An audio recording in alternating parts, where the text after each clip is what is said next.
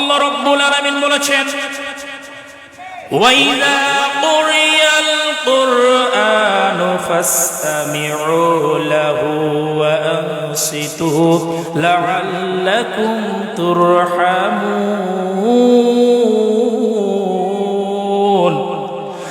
আল্লাহ রাব্বুল আলামিন বললেন, ওয়াইযা কুরিয়াল কুরআন, যেখানে আমার কোরআনের আলোচনা হয়, ফাসতামিউ লাহু, সেখানে সুন্দরভাবে, নম্রতাভাবে, ভদ্রতাভাবে সেখানে বসে পড়ো। কেন সেখানে হট্টগোল করা যাবে না।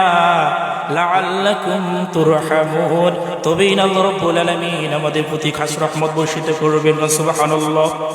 আল্লাহ রাব্বুল আলামিন বলেছেন, শুধু তাই নয়, এই কোরআনের আলোচনা করার জন্য বিশ্বনবী জনাব রাসূলুল্লাহ সাল্লাল্লাহু আলাইহি ওয়াসাল্লাম দীর্ঘ 63 বছর মানুষের কাছে দাওয়াতি কাজ করেছে। প্রথম তিনি দাওয়াতি কাজ করেছিলেন 13টি বছর। তারপরে যখন হিলফুল ফুজুল নামক সংগঠন করে সেখানে 17টি বছর দাওয়াত দিয়েছিল, কিন্তু কোনো কাজ হয়নি। মোট 40টি বছর দাওয়াতি কাজ করলেন, প্রত্যেকটি ঘরে ঘরে দাওয়াতি কাজের জন্য চলে গেলেন। সেখানে কিন্তু একটা মানুষও পরিবর্তন হয় নাই। কিন্তু যেদিন থেকে আল্লাহ রাব্বুল আলামিন আল কোরআন যেদিন তার উপর নাজিল করেছেন, সেদিন থেকে কিন্তু সকলেই তার বিরোধিতা করেছে। কথা বলেন ঠিক কিনা?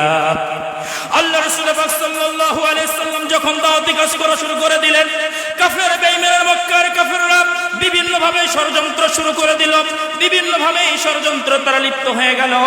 এমনকি বিশ্বনবী জনাব রাসূলুল্লাহ সাল্লাল্লাহু আলাইহি সাল্লামের উপর অত্যাচার নির্যাতন শুরু করে দেওয়া হলো, তাকে অনেক প্রস্তাব দেওয়া হলো, কিন্তু জনাব রাসূলুল্লাহ সাল্লাল্লাহু আলাইহি সাল্লাম কোনোভাবেই মানতে রাজি নন। তিনি একমাত্র আল্লাহ রাব্বুল আলামিনের কথা বলেছিলেন, লা ইলাহা ইল্লাল্লাহ। তিনি কালিমার দাওয়াত দিয়েছিলেন, মানুষের কাছে তাওহীদের দাওয়াত দিয়েছিলেন। এক আল্লাহ ব্যতীত পৃথিবীর জমিনে আর কারো দাসত্ব করা যাবে না, কারো গোলামি করা যাবে না। যখন এই দাওয়াতি কাজ শুরু করে দিয়েছিল, আবু জেহেল, উতবা, শাইবা তারা ষড়যন্ত্র শুরু করে দিল।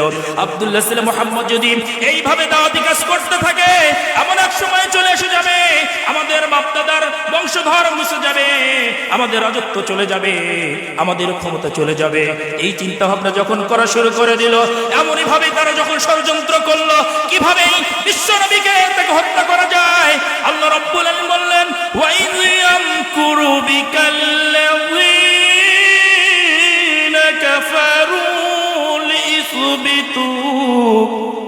সেদিন নদওয়া নামক বৈঠকে বিভিন্ন গোত্রের লোকেরা যখন মাতাব্বরময় মুরব্বীরা যখন বসে একটা সিদ্ধান্ত করা শুরু করে দিল, এইভাবে যদি দাওয়াতি কাজ করতে থাকে আমাদের বাপ-দাদার বংশ মিশে যাবে, ধ্বংস হয়ে যাবে, তাহলে তো আমাদের ঐতিহ্য থাকবে না, আমার এই গদি থাকবে না, চেয়ার থাকবে না।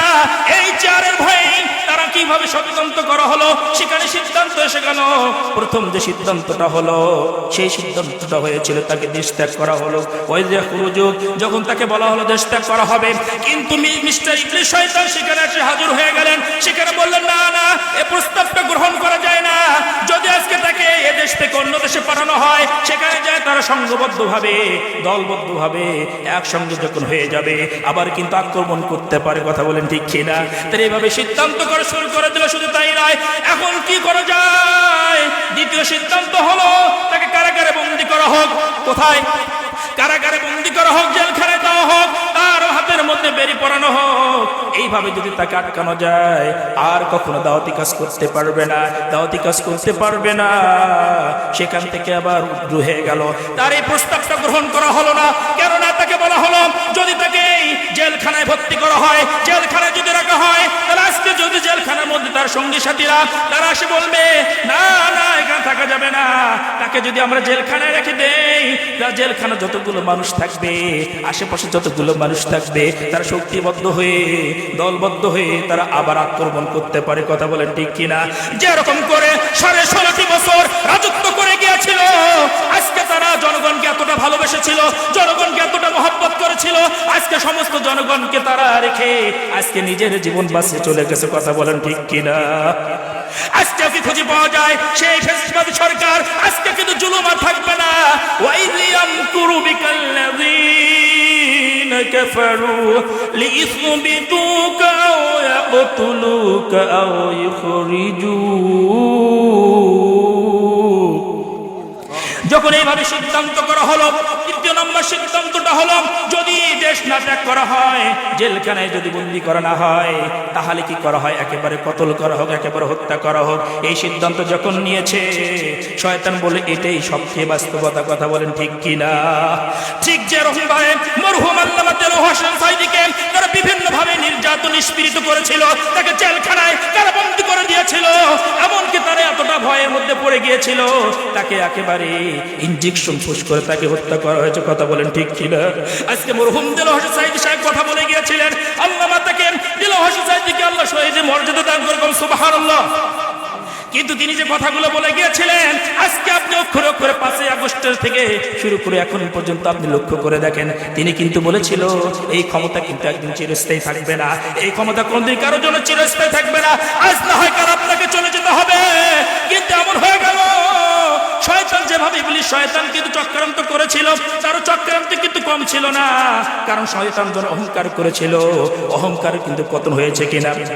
যখন হযরত ইব্রাহিম যখন আদম আলাইহিস সালামকে সৃষ্টি করলেন রব্বুল আলামিন, সৃষ্টি করার পর যখন বলা হলো যে তুমি, ইবলিস শয়তানকে বলা হলো, ফেরেশতাদেরকে বলা হলো তুমি আদমকে সিজদা করো, সমস্ত ফেরেশতারা সিজদা করেছিল, একজন সিজদা করেনি, তিনি হচ্ছেন ইবলিস শয়তান। কথা বলেন ঠিক কিনা?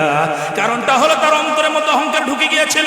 আল্লাহ রাব্বুল আলামিন বললেন, ক্বালা মা মানা'আকা আল্লা তাসজুদা ইয আমারতুক, ক্বালা আনা খায়রুম মিনহু খলাকতানি মিন নার ওয়া খলাকতাহু মিন তিন।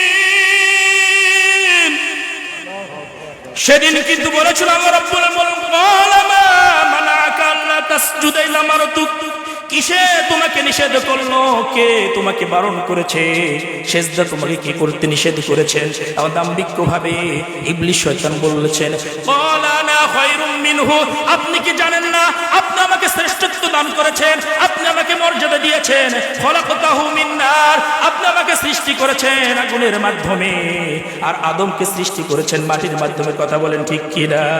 আল্লাহকে বলতেছে, আল্লাহ আপনি কি বোঝেন না, আপনি কি জানেন না আগুন একমাত্র কাজ হলো, আগুনের কাজ হচ্ছে সবসময় ঊর্ধ্বমুখী।